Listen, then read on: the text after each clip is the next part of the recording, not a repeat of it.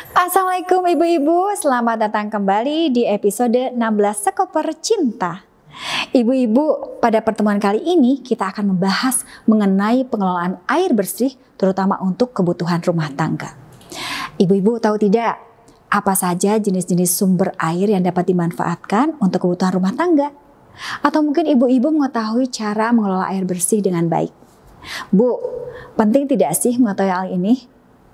Penting sekali. Yuk, mari kita sama-sama lihat Ibu Damai dan Nur.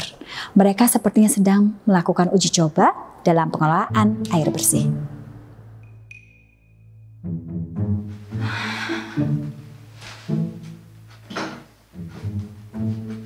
Ih, Ibu, Ibu, Aya naon si teteh, gogorokan sagala. iya tingali airnya temennya kotor pisan. Gimana teteh mandi coba? Cik, ibu lihat dulu ya. Wanikeun kabut. Warnanya juga bajigur. Atau gimana ya Ibu? Teteh mandi di tempat emak aja. Nggak mau malu Ibu. Ibu keingetan sesuatu. Kemarin teh kan ibu lagi kumpul-kumpul sama ibu-ibu lain. Nah, kita teh dikasih pelatihan pengolahan air bersih. Di dapur teh masih ada botol yang gede ya, belum dibikin pot semua kan ya? Bisa dipakai teh. Itu apaan lagi? Teteh pengennya mandi sekarang. Ih, teteh, intinya teteh mau mandi sekarang atau nanti. Ini teh ibu nggak tahu kapan bersihnya. Gimana kalau bersihnya teh seminggu lagi? Teteh berarti nggak mandi atau seminggu. Gagal atuh perawatan tubuh teh. Iya kan? Sok, itu mah pilihan teteh ya. Mangga teteh memilih. Ibu mah nggak kenal sama yang namanya Yusuf itu. Ibu, Ya, kalau ibu nggak mandi seminggu masih aman ibu mah. Ya udah, ayo. Gitu atuh gelis. Ayo. Iya.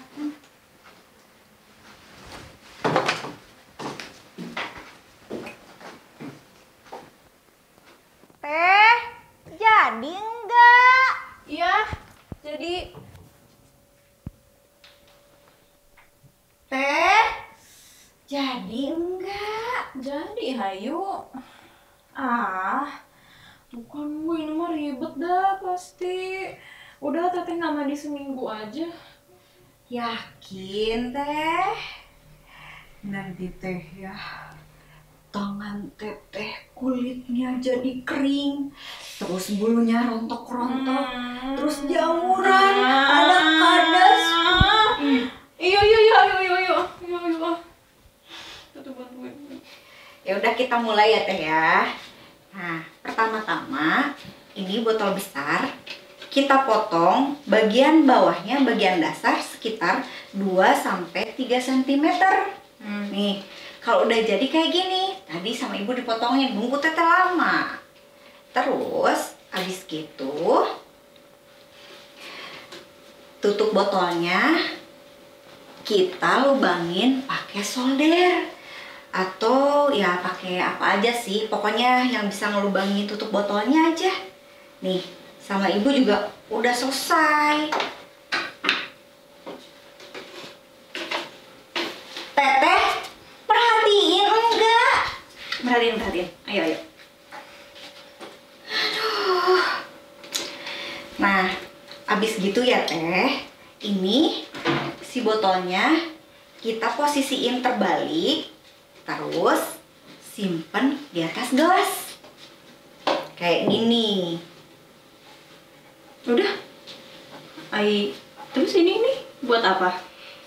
Nah, teteh pintar pertanyaannya. Jadi ini semua bahan-bahan ini nanti kita masukin ke dalam botol. Tapi ada urutannya teh. Nih ya, yang pertama kita masukin dulu tisu secukupnya.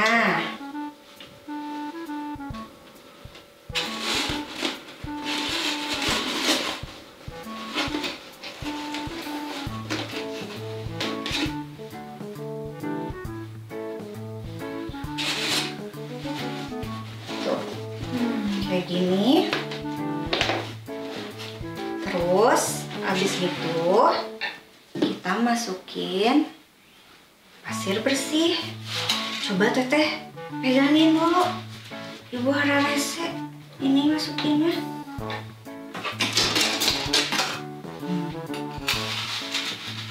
Banyak juga ya, Bu. Ya, secukupnya.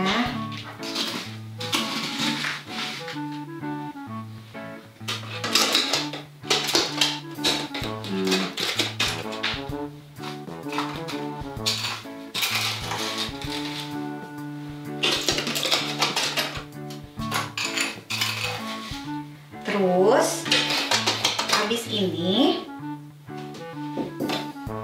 kita masukin arem.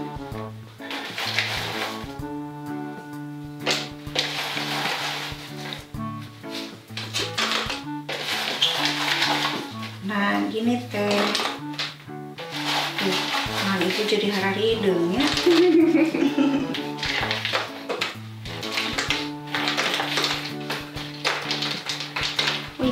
Terus habis gitu kita masukin lagi pasir bersihnya.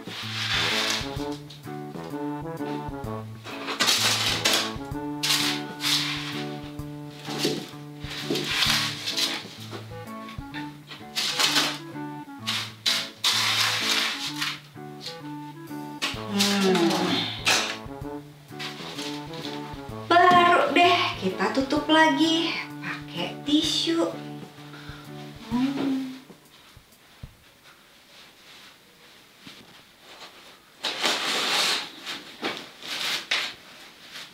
Nih Teh.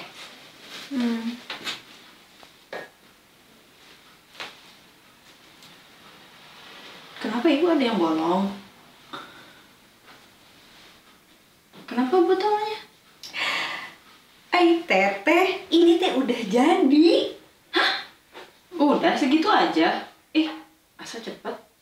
Atuh dah Teteh mah pikirannya juga tadi udah ribet aja. Padahal mah sederhana gini. Tapi Bu, masa sih kayak gini aja bisa ngejernihin air? Teteh masih nggak percaya sama Ibu? Ya udah, sekarang Ibu ambilin air dulu biar Teteh bisa ngetes. Tunggu ya.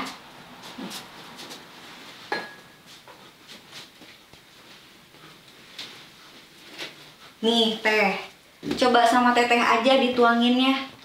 Biar Teteh bisa buktiin sendiri. Ayo.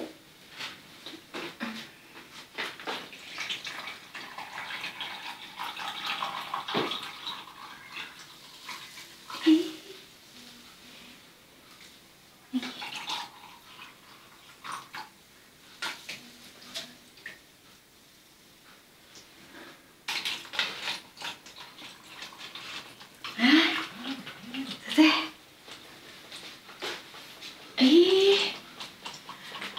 Lagi. sok Teteh pegang. Lihat. Kan? Iya, Gening. Ibu ini mah sulap meren. Kalau Ibu bisa sulap mah, udah Ibu bikin kolam renang di belakang rumah kita. Ayah wae Teteh. Lucu ya. Teteh, emang air segini teh cukup buat mandi Teteh? Sorry. Enggak cukup. Jadi Teteh perlunya segimana? Ember.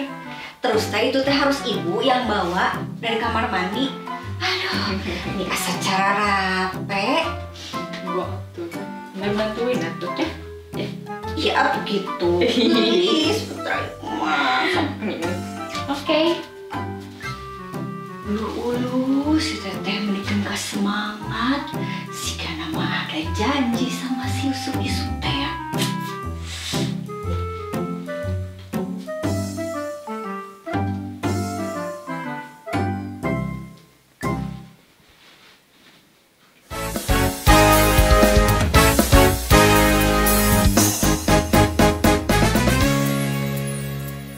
Bagaimana ibu-ibu? Gampang sekali ternyata ya.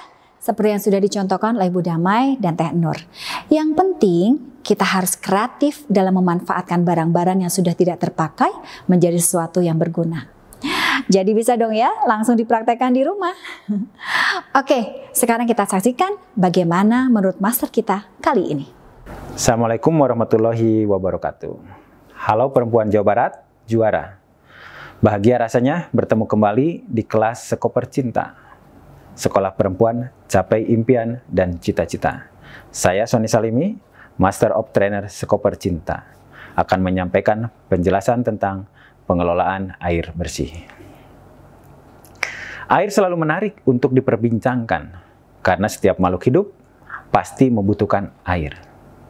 Namun keberadaannya secara kualitas, kuantitas saat ini sangat mengkhawatirkan kita semua. Hari ini, terutama di daerah perkotaan, kita begitu sulit untuk mendapatkan air. Oleh karena itu, kita harus melakukan pengelolaan terhadap air, terutama air bersih.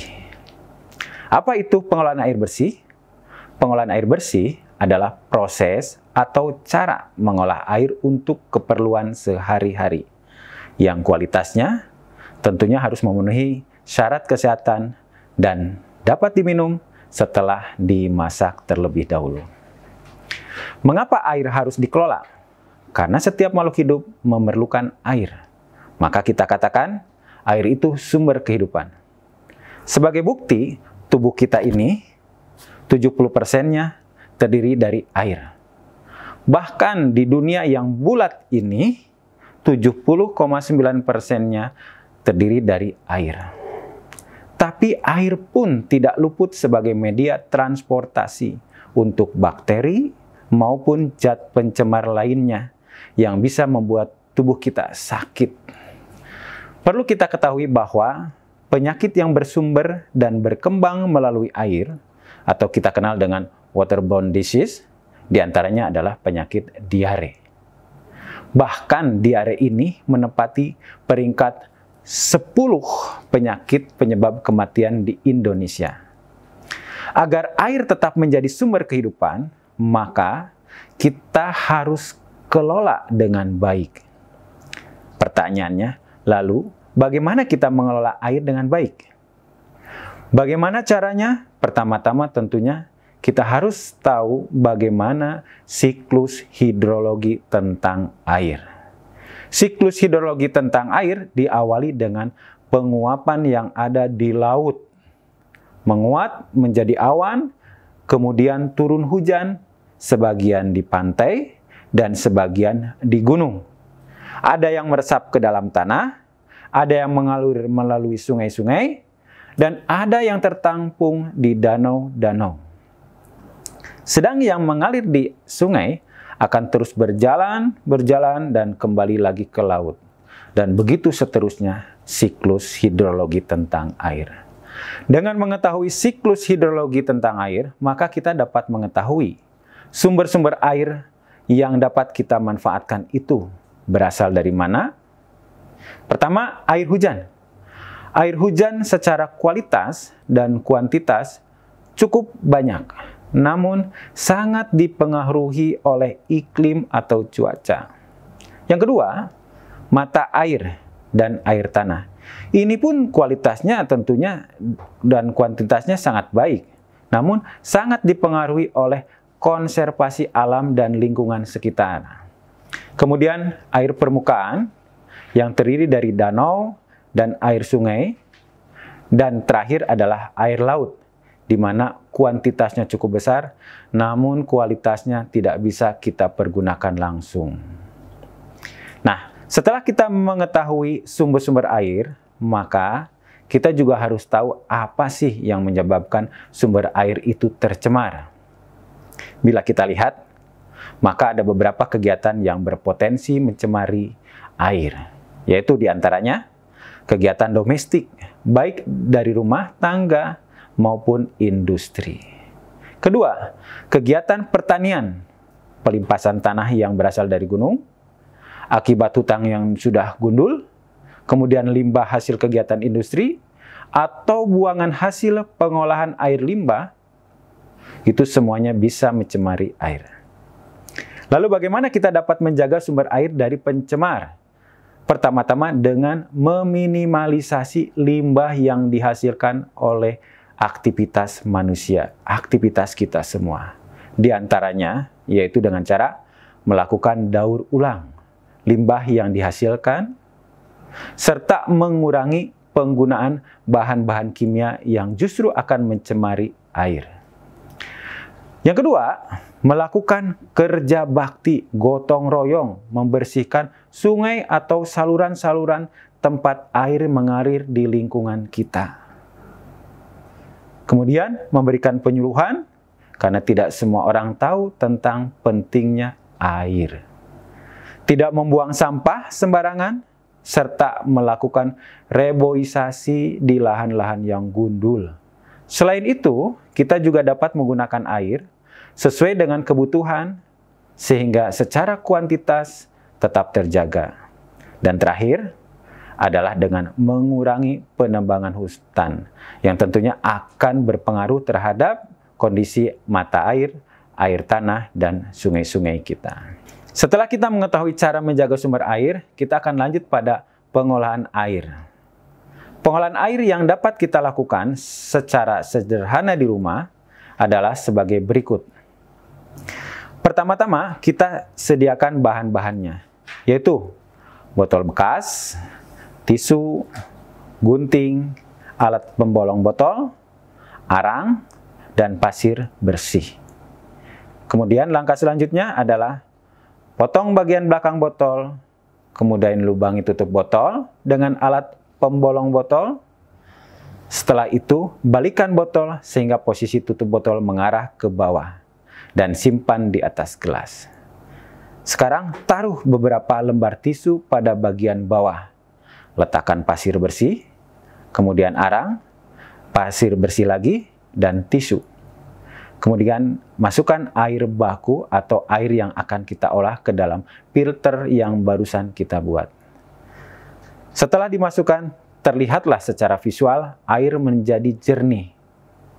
Nah, mudah bukan? Kita sudah membuat filter sederhana. Sekarang, bagaimana cara kita menggunakan air secara bijaksana?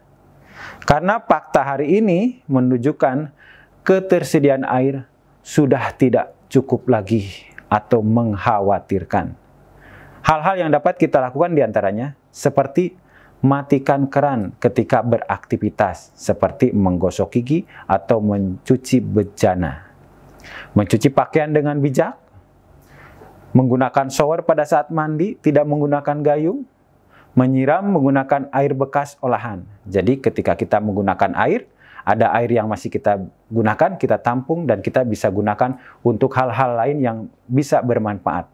Kita dapat memanfaatkan air buangan tersebut seperti air AC atau air dari talang hujan yang tertampung, kita bisa gunakan untuk menyiram dan membersihkan rumah.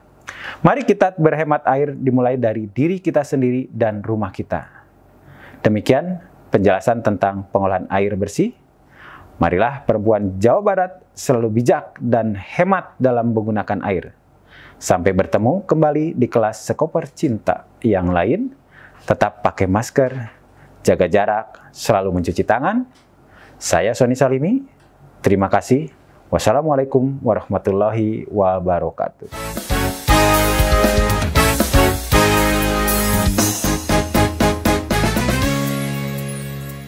Assalamualaikum warahmatullahi wabarakatuh. Sampurasun. Saya I Gusti Agung Kim Fajar Wiyati Oka, Kepala Dinas Pemberdayaan Perempuan, Perlindungan Anak dan Keluarga Berencana Provinsi Jawa Barat.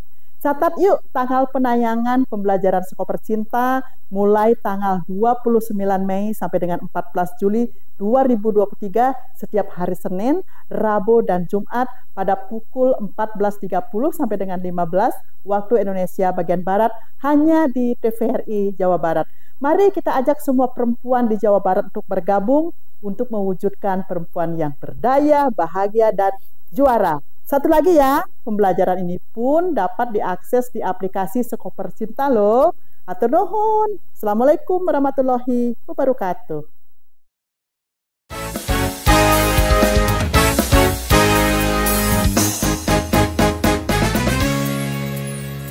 Gerakan bersama cegah COVID-19 dan stop KDRT.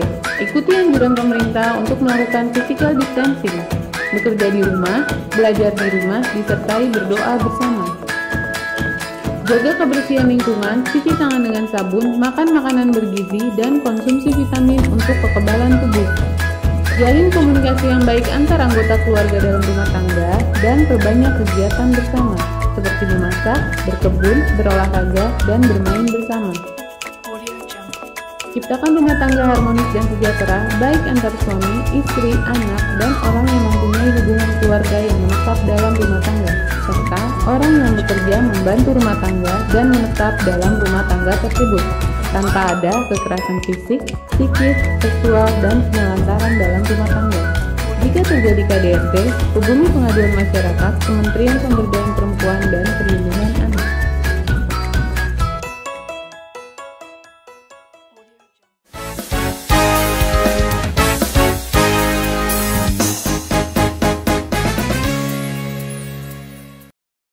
Nah, ibu-ibu, selain kita harus memiliki pengetahuan terkait pengelolaan air bersih, kita juga harus mengetahui bagaimana menggunakan air secara bijaksana. Seperti saat menggunakan pancuran mandi dan juga keran air. Menutup keran saat sedang menggunakan sabun, ketika sedang mencuci tangan, atau juga sedang menyikat gigi. Siap kan, ibu-ibu? Oke, terima kasih atas perhatiannya. Sampai jumpa di pertemuan selanjutnya.